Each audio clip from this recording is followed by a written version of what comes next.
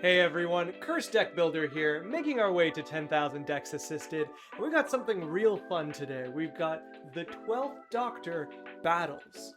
This is one of our donation decks for the week that comes from Lexa, who says, "This is a fun deck I've been working on that interacts with the fact that you can cast the backside of battles from exile, and thus the 12th Doctor gives them Demonstrate." Seems like a fun idea, but not really sure about the rest of the deck beyond the battles. Well, thank you so much for sending this deck, Lexa. This is such a cool idea, and I've got a lot I can say about the battles, and I definitely have opinions on the non-battle cards. We're gonna kind of play with the deck core a lot here, because I do feel it's a bit of a proof of concept where it is right now, and I think there's definitely some very straightforward and powerful directions we could take it in. And honestly, this is just a really cool deck, so I'm really excited, so let's get right into it.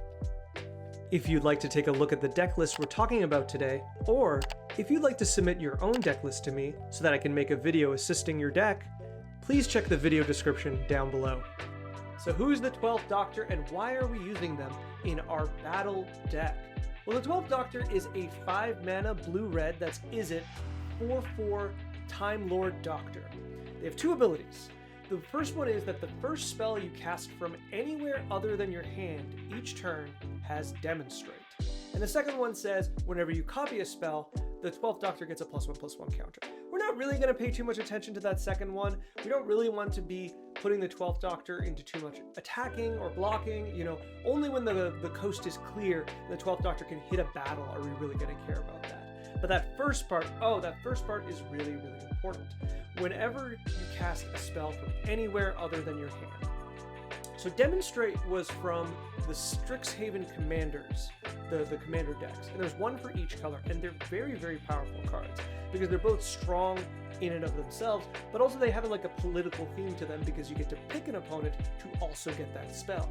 Then you get another copy of it. This is just insanely powerful. I love Demonstrate. I think it's so, so strong. And something that's worth considering. It's going to come up with some of the spells, but I'm not going to go through them when we go through this. Just something to keep in mind, keep an eye on when we use Demonstrate, is that your opponent's copy of Demonstrate resolves first. You need to pick all your targets, but their copy resolves first. This can be important for creatures that enter the battlefield to, deal damage or destroy something. Just things to keep in mind when you're thinking about stacking things and the order. So because the 12th Doctor is a Time Lord, we get a companion. And that companion that's been chosen is Susan Foreman, which is a 1 and a green Time Lord 1/1 with a planeswalking ability. So if you are playing Planes Chase, something will happen. If you are not Planes Chasing, then this is just a creature that taps for a green. Now, I don't really know if this is just we want to play green and this is the first one that comes up. I'm not too impressed by this ability, don't get me wrong. It never hurts to have a Line of War Elf in your command zone to guarantee basically ramp every game, and even then though, I don't know if I love it. I even am unsure if I want to play green in this deck, but that's how I would play it. You know me, I want to play black. Immediately I want to play black, but otherwise I think Susan Foreman is a fine addition. Looking at the deck proper, there's a lot that we can kind of talk about, but I don't want to go too much into it without, I don't want to go and hit all of the very, very direct points of this, because it's clear, Lexa said they're not sure about the rest of the deck, and there's definitely some cards that are really cool here, but by and large, there's some problems here. The first problem is that we're kind of low on lands. We're at 34 lands, and we have quite a few high mana cost cards. You can see our curve trails for quite a long time. And though a lot of these are cool and a lot of things we can do with them, and we've got some Foretell cards and they're cool, but they don't really work towards our plan. We also have quite a few flashback cards. And though I don't want to get rid of all of the flashback cards, I would probably say by and large, I'm unimpressed by the majority of them. I don't really want to be casting deep analysis in a deck like this. It feels really cool to, flash it back, 2 mana, you draw 4, then an opponent, draws 2. I think we could just be doing a little better. And without the ability to be constantly bidding our own cards into the graveyard, I don't really like using this many flashback cards. That's not even including things like Wormquake, or, you know, where's the other ones? Visions of Ruin, or Seize the Storm, which are just very expensive and very niche cards that I don't know, I don't particularly love the direction that those ones are in. So to me, I almost immediately want to take out the majority of the flashback cards, and not all of them. But not all of them. There's a few here and there. Faithless Looting obviously is very good, and Artful Dodge is very, very strong, you know, in a deck like this, especially because your opponent cannot benefit from the target creature can't be blocked, and sometimes you can convince an opponent to work with you. Otherwise, a lot of them I think are just worth a little too much trouble than they provide. Winterthorn Blessing is cute, and I do like that you freeze things down with it, and it's cool that you can freeze a bunch of things down with it, but you're going to cast this from a flashback and your opponent's going to freeze down an attacker of yours sometimes, and that's not going to feel particularly good. I think you're just happier playing generally straightforward, better cards. Same with a few of the suspend cards, like Ancestral Vision is a fantastic card, but Glimpse of Tomorrow is just a different card, right? We don't want to be losing our commander, because we will lose our commander in the process of doing this, but we'd rather keep him out, we'd rather get more triggers and the like. So that's the main thing on our spells. Generally, same thing, like obviously here, like Think Twice. I don't really want to be casting Think Twice in a deck like this. Sure, it feels like it's, you know, we're getting benefit, and it does have the 12th Doctor on it, but do you really want to spend 3 mana to cast Divination, right? That your opponent gets to draw an extra card from? I don't know. I particularly don't. So a lot of those, I'm not going to go through all of them again, but, you know, I don't particularly like them. With our creatures as well, we have a lot of ideas here. We've got some Magecraft going around. We've got some cards that kind of allow us to cast Flashback with Leer. I do like Leer. We've got Keeper of Secrets as a payoff. Like, we're kind of all over the place. And though some of it I really like, some of it is also not in the direction I want to go to. Root Coil Keeper, if we're going to take out the flashback, we should be taking that out. Dragon Guard's Elite looks really cool, but it is just a beater, and I think we could do better with our beaters. And, you know, Archmage, I can never say this one, Emeritus. Archmage Emeritus and the like are good cards, but we just have to, like, commit to this kind of Magecraft theme a little more. Whereas, you know, something like Stormkiln Artist is always good. And the thing about the Magecraft cards, though I do find them interesting, they don't really work with our battles. They work with some of our, at least one of our battles should be... Actually, I don't think that's true. I don't think any of our battles are sorceries on the other side, right? How do I flip this? Ah, there it is. I believe all of our battles are permanents. Yeah. So the Magecraft kind of sticks out at me as being kind of weaker with our main game plan, for sure. Yeah.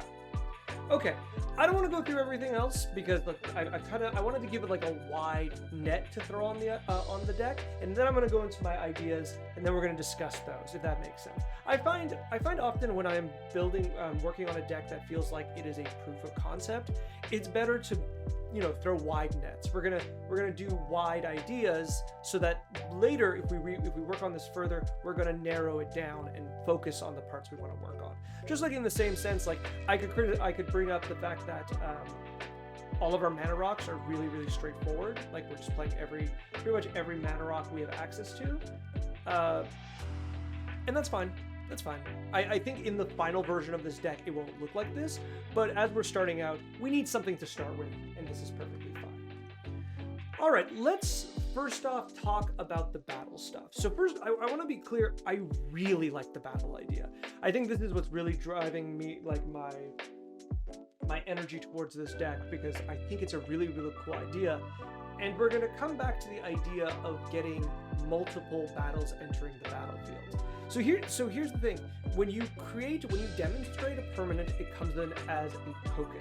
So notably, if you demonstrate the siege side of the battle, or the battle side of the battle, I should say, it will never flip, because as soon as it goes into exile, it stops existing. However, a lot of our battles have really good front sides, so it doesn't hurt to cast extra copies of it. Well, let's start with the one I think is the most notably missing, which is Invasion of Ikoria. Now, this is the most expensive battle. It's almost 20... Oh no, that's the promo, right? So it's about $15, and that is notable. However, it is obviously very, very strong as being something that allows you to tutor a card out of your deck. If you have the 0 mana, what is it? Not Arboreal Grazer, the 0 mana Forest. You can cast this for 0 and get a land in play. Otherwise, I think you're generally happy paying 1 or 2 mana to get just a creature into play that's not a human. And there's a lot of really good hits in this deck just to like create some board presence to start attacking the battles. It does have a lot of defense, but it is a particularly strong side. Now, the other side, notably, is a legendary creature. So you only get one card. You only get one of them. And I will note, for that reason, you don't want to demonstrate that spell. Does that mean we don't want to play this? No, I think we still absolutely want to play this, right?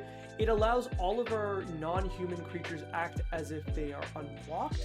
Notably, our commander is not a human. Neither of our commanders are humans. But grab that 8/8, start attacking other battles. I think we're going to be very, very happy with the results. I know it feels like a loss because it's a legendary creature. I still think it's worth it. I think you should still play it. The next battle that I think is very much so missing is Invasion of Zendikar. Invasion of Zendikar is just a fantastic battle. I want to make sure. I feel like, yeah, it's just not there. This is one of my favorite ones. I play this in Atraxa because I really like blinking it. This is the main reason I play it, but it is a very good card to resolve. Tutors you 2 lands, and on the other side, you get a this time not legendary, so you'll get 2 copies of 4/4 Vigilance Haste creatures that can immediately start tapping for any color mana. And you're generally fine giving your opponent another one of these, because they kind of cancel each other out, because they're both 4/4s, and so your opponents won't really attack into this with you their 4/4. Otherwise, they just put you back to the place that you started. And obviously, because this is it's like a mana dork, you can give it to your opponent with the least amount of lands, and they're going to be pretty happy about that. So it's a great way to curry some favor. Also, Defense 3 is fantastic on a battle. Very, very easy to break. Invasion of Tarkir is another one that I thought was notably missing. Invasion of Tarkir, I get it because it looks like it's a dragon card. But it is a battle, and it is functionally very good in this deck. Not only, you just need to think of this just always doing 2 damage, right?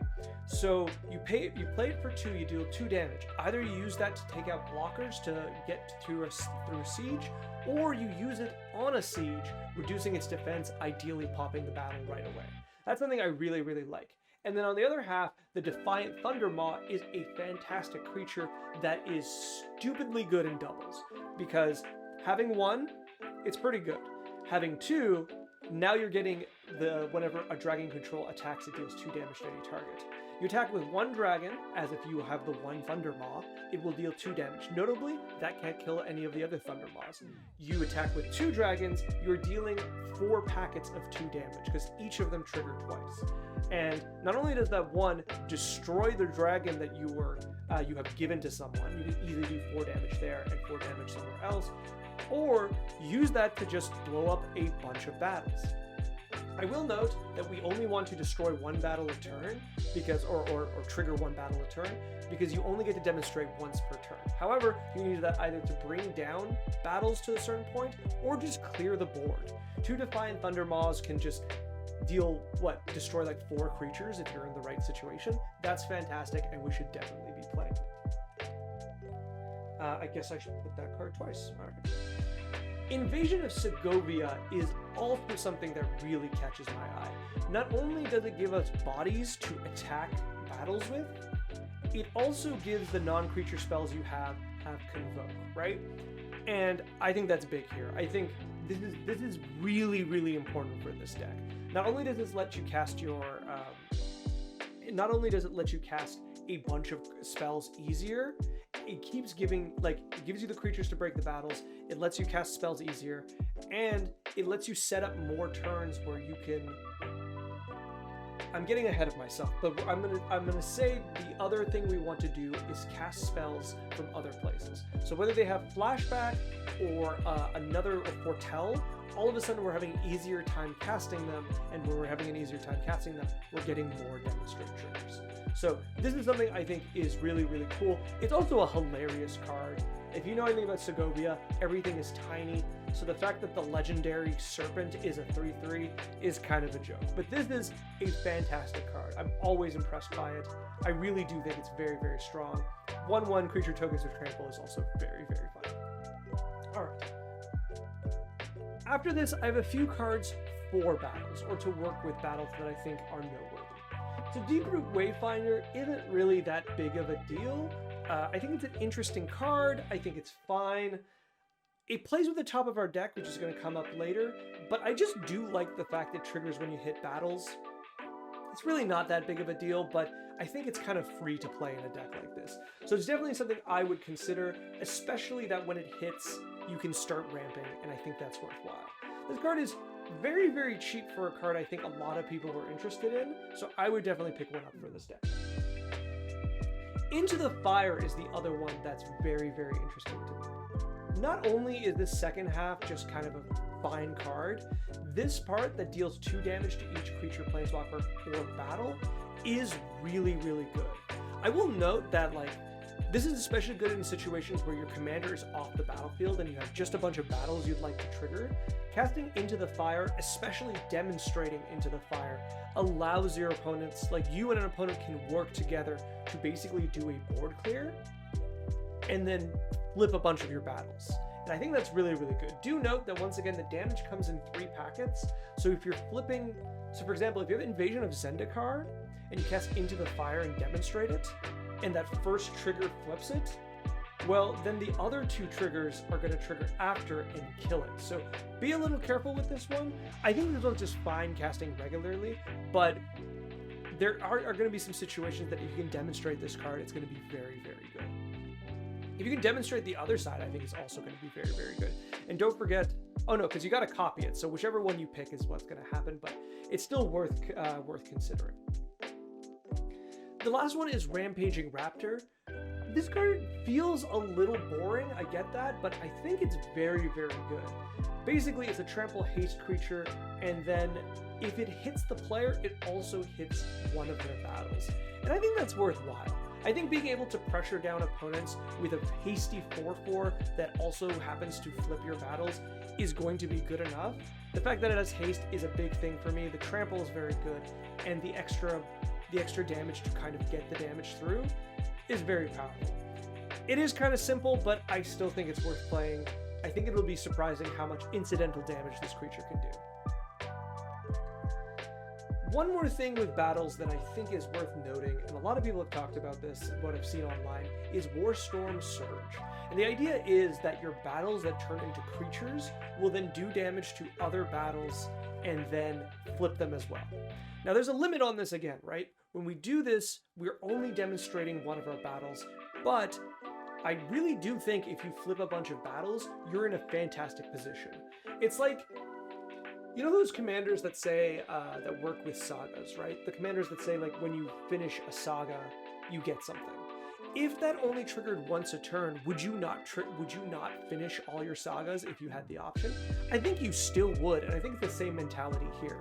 Even if you don't get double triggers on all of your battles, I think you still trigger as many as you can because the backsides are often very, very good. So this is very interesting. I think there's a rather good payoff in the deck, especially because, remember what I said earlier, where if you demonstrate like a creature, your opponent gets the first resolution of that ability. So they get to play their creature, and then you get to play your creature that likely will be able to kill the demonstrated version with Warstorm Surge. If not, both of the creatures together will definitely do that. So Warstorm Surge works really, really good in that way. Or you know, you just ignore the fact that you gave them a creature, you get 2 token copies of one of your creatures, and all of a sudden you're blowing up like 2 permanents or 2 creatures, or burning a player out. I think that's really, really impressive. Now, this is where I want to talk about alternative ways to trigger that demonstrate. And to me, the way I want to do it is off the top of our deck. When I was first kind of thinking about this, I think my first thought was Impulse Draw, but I think I like this a little better. So one of the things with Impulse Draw, okay, how does this work? When we cast a spell out of our hand, we are minus a card. I know that feels like a straightforward thing to say and kind of dumb, but it's just, think about that as card advantage and card disadvantage. When we Impulse Draw a card, we have exiled cards off the top of our deck. If we do not cast them, we do not get any advantage. They just kind of are out there and they rot. But when you cast spells directly off the top of your deck, you are not only casting the spell, you're not minus a card, you are also drawing a new card with these abilities, right? Because you are drawing the card off of the top of the deck and then casting it, and then as a bonus with Future Sight style cards, you are revealing a new card to be able to cast. Does that make sense? It's like incidental advantage that you get by playing these kind of cards that sometimes feels overlooked or hard to kind of conceptualize. But when you have Future Sight effects, which there are many, and we're going to play as many, I think, as we can, honestly, you get to get away, like, you get so much advantage by just casting these spells. That's not even including the Demonstrate ability, right? If you add the Demonstrate, you're getting 2 triggers off a card you cast is just fantastic. I think it's really, really powerful. So let's go through these. The first one is obviously Future Sight. This is the most plain one. 5 mana, play with the top card. You may play land and cast spells off the top of your deck. Very, very strong. 5 mana is a lot, and a lot of these have some variability in their mana cost, but this is a deck that kind of needs ramp anyways, so I don't really see that as too much of a problem. And once you have one of these in play, you don't really need to cast the other ones. The copy of this, of course, is Magus of the Future. The thing about these 2 cards is that if you make copies of them, you don't really benefit, and a lot of these are like this, but you don't really benefit by having an extra copy, so you can demonstrate these just to have the redundancy, but there's really no point in that. So these ones are the boring ones. After that, we get to the Reality Check. This is one of my favorites. Unfortunately, it's legendary, so Demonstrate doesn't work very well, but being able to get that, basically we're taking Future Sight and we're splitting it in half. 2 mana and then 3 mana instead of 5 mana all at once. Already, that's really good. We're actually down a blue pip. It's usually, 2 blue, blue, blue, and this is 3 and 2 blue to just do it in 1 turn. Now, we do need another creature. It is an artifact, which is easier to deal with than an enchantment, but I do think this is much, much stronger. As soon as it's attached and it stays attached, you are casting spells off the top of your deck. Very, very strong. The other one that I think is really, really strong, and I think even better, if this is one that is worth demonstrating, but it does give you a very powerful opponent. One with the multiverse is, it's just Future Sight, but once on each of your turns, you may cast a spell from your hand or on top of your library without paying its mana cost. With 2 copies of this card, you get to do this twice on your turns. It's really, really good, but do note, you have given your opponent an incredibly powerful card. Now, if you bounce that token on their side, they get nothing, so that's something that's worth thinking about. Still, this is just a very, very powerful card. If you cast the top card off of your deck with the free ability and then demonstrate it, you're very, very far ahead in the game. You've got enough free cast, you have a bunch of extra mana, and you can continue to dig through your deck for extra effects. So I really like these. I think all of the Future Sight ability cards are just really, really strong. They don't do anything on their own, so we need to be a little careful, especially with the rest of the deck.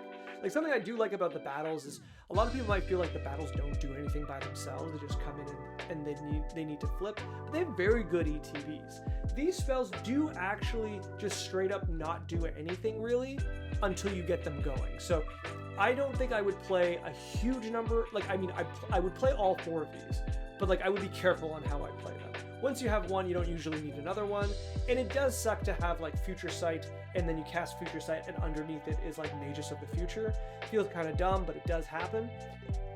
I think you still try to play this. One with the multiverse, I think you definitely try to play even if you have Future Sight, because the sheer advantage it brings into this deck is really, really good. One of the things about the Impulse Draw over like sorry, got my wires crossed. The Future Sight effect and the Impulse Draw effect, both of those, what they have on like Flashback or Suspend or anything like this, is it's a lot easier to give this ability to any other card. Like the Future Sight cards, in order for a card to now have Demonstrate, it just needs to be on top of your deck. That's a really, really easy or like impressive way to give that ability. It gives you such utility, and I really, really do like it. So to me, these are the strongest cards to be playing with this Doctor. Now, these also specifically work really well with instants, because as you go around the turn cycle, you can keep casting instants off of the top of your deck. But that's kind of deck building ideas. It's hard to tell how many creatures and how many instant speed spells we get away with. It really depends on the build, but I think these are absolutely worth playing. Hazoret's Undying Fury is also an exceedingly impressive card, because this is 6 mana, shuffle your deck, and then cast up to 4 spells off the top of it. Now, we might hit lands, it does happen, and we do have that really tough clause of lands you control don't untap during your next untap step. I don't know, I really like this card in this deck. I think it just represents such a swing in power. You get to demonstrate one of those 4 spells, and then you're probably just fine not untapping, especially if we use this with a lot of mana rocks or mana dorks. We have a lot of mana rocks. We're not playing any other ramp at the moment, so I don't find this to be that painful. It is a real cost. I still want to put it out here because I find it to be very, very strong. It's also a really, really cool card and a really cool moment of the story. I would play this. Maybe don't always be me. Another card. So here's some cards that I wanted to put in that are just not on like direct theme of the battles or triggering it, but work well with the deck. Errant Street Artist. I think this is good. We gotta be careful because this is very much so win more, and we don't want too many of these cards. So this is like a spell doubler, but only off of the demonstrates, right? It's copy target spell you control that wasn't cast. That's a little trickier than you'd think. However, if this is the only version of this kind of ability you're playing, it is very, very strong, and it is very easy to trigger. So I think it's absolutely worth playing her, and I think you will get huge benefit if you do, but she is kind of dead if you don't use her in the right way. Don't forget, like, it's not cast without paying mana. It's literally that hasn't been casted. It has to be copied. So it's a bit tricky, and we don't have ways to untap her and use this again, but I still think it's worth playing. Questing Druid is a card I really, really like in this deck. I like both sides of it. The Seek the Beast is very, very good for the impulsive draw, and the fact that it grows so it can attack battles well is also very good. I think this is a very, very easy inclusion, and I think you're generally very impressed by this card. Baldorn Dreadwolf Herald. I think this one is also very, very good. Once again, this works really, really well with basically everything in the deck, right? From the Impulse, the Future Sight, to the battles. This allows you to, it's specifically from Exile, right? So this works with the Impulse, and this so it doesn't work with the Future Sight, so excuse me on that one, but this works really well with the Impulse draws, and it works really, really well with the battles. But even more impressively, it fuels itself, which then fuels your commander, and beyond that, it creates the bodies to attack the battles with.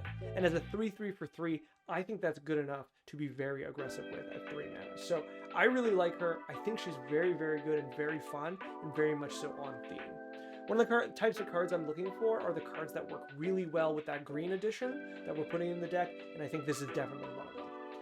Another one of those very directly is Bloodbraid Elf. This is Cascade, so it works with our commander, and is also just a decent attacker. It attacks into battles very, very quickly, very well, gets a trigger, does a lot of things. Very, very clean, very easy card to play. I don't think you can be mad about it. Rashmi and Ragavan are another card that really catches my eye. Unfortunately, I haven't been going through, some of these are legendary, so you don't want to demonstrate them, but something like Bloodbraid Elf is very interesting because you're not giving the Cascade to your opponents. You're only giving them the 3/2 haste. So there are a lot of situations that you do want to demonstrate this, so you have 2 attackers that can attack right out of battle. But Rashmi and Ragavan, legendary, you can't demonstrate, but whenever you cast your first spell during each of your turns, you exile a top card of your opponent's library to create a treasure token. If it costs less than the number of artifacts you have, you cast it for free, otherwise you may cast it. This is a lot of text, but adds up to be a very, very cool card in the deck. Basically, if you think about it, the first spell on each of your turn generates a treasure, and then gives you a spell you can cast that is not in your hand. Whether or not it's good, whether or not you get it for free, that kind of depends on the situation. But getting free mana and setting up the possibility to trigger your commander, I think, is really rather good. I think this is funny. This is like, I guess Ragavan is only summoned out of the his pirate. Oh, what is her name? Zari Kev? I think it's Zari. I need to know this, right? No. Kari Zev? Yeah, alright, I did that thing when you mix the words, yeah. Yeah, Kari Zev is the one that generates Ragavans, and then when Ragavan's around, he's just around. That's really funny to me. I wish this also generated a Ragavan, because I think it would really improve your ability to take down battles. But this is a team up that I think is very fun. I think it's notable too that Rashmi is meant to parallel Mishra, and their names are mixes of each other. So it's fun to see her fighting the Phyrexians in a way that her predecessor never did, or never truly did. So this is the card I really like. Sorry, I got really distracted by that card. Nalfishni? That's a terrible name. No wonder it's a demon. When you cast a spell from exile, copy it. If it is a permanent spell, it copy gains haste and then gets sacrificed. I don't know if I like this. I wanted to put it here because I think it fits with the deck idea, but I'm not sure if I'm 100% into it. I think it is a nice payoff spell, but it's a very narrow one. I don't know. I would say if you want the room to try it, I think it's very, very good. It works with a lot of your cards. If you can flip, if you can flip a battle or something, you get to trigger it very easily.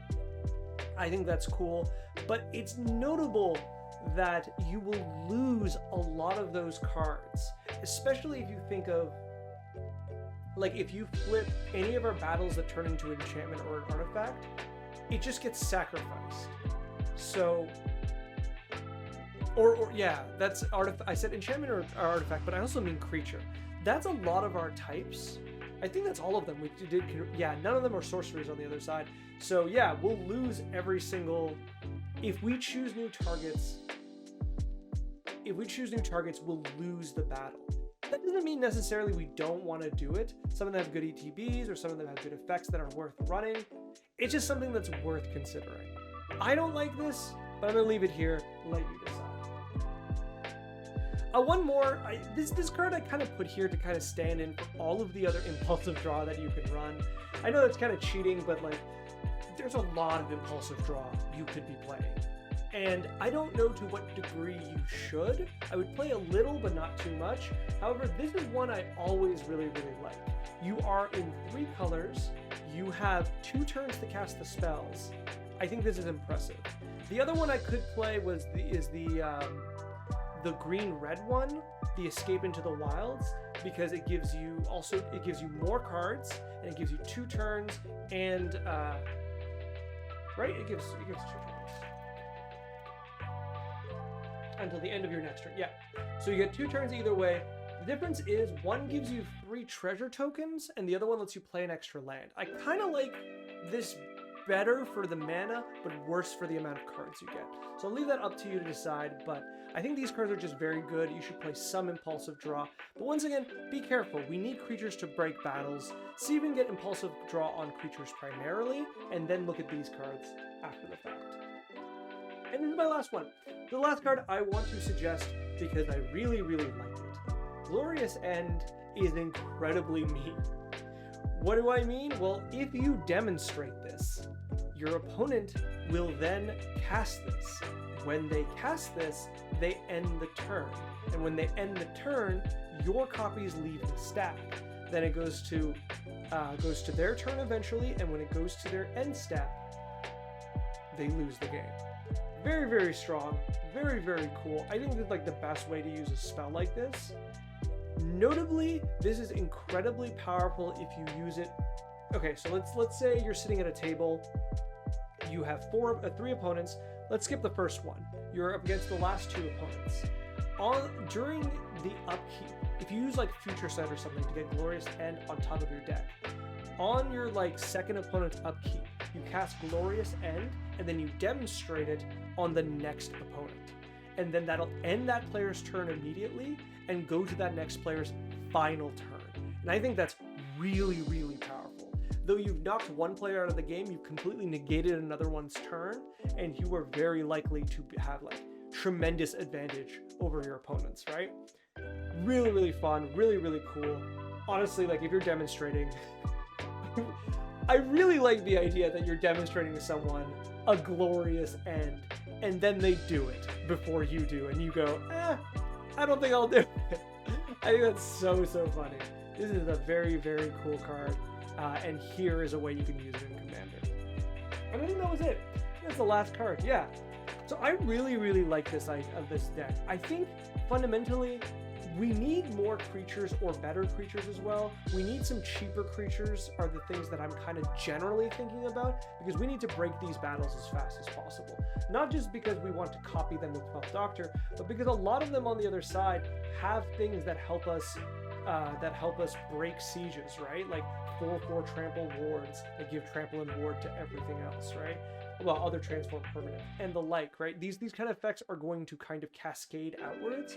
So we want more creatures to break those initial battles. We want some more impulse. We want some more battles. And I think we can just, if we go into the backup plan of having a few Future Sight cards, I think your deck will function really, really well. That's at least my idea. I think it's sound, but I'd love to hear what you think. This deck is really, really cool. I really do love this battle idea, so I can't wait to see more of it. If you do work on this and substantially change it, I'd love to see another draft. Thank you so much for sending the deck, Lexa. I hope this has been helpful, and good luck with the deck. Thank you so much for watching. This video is brought to you by viewers like you and people on my Patreon. If you'd like to send me another draft of this deck, or any deck, there is a link in the video description down below. And if you'd like to make your deck one of my donation decks I work on, there's a link there too. Finally, if you'd like to like, comment, subscribe, I would be very appreciative. It helps the channel quite a bit. Thank you, and good luck in brewing and building.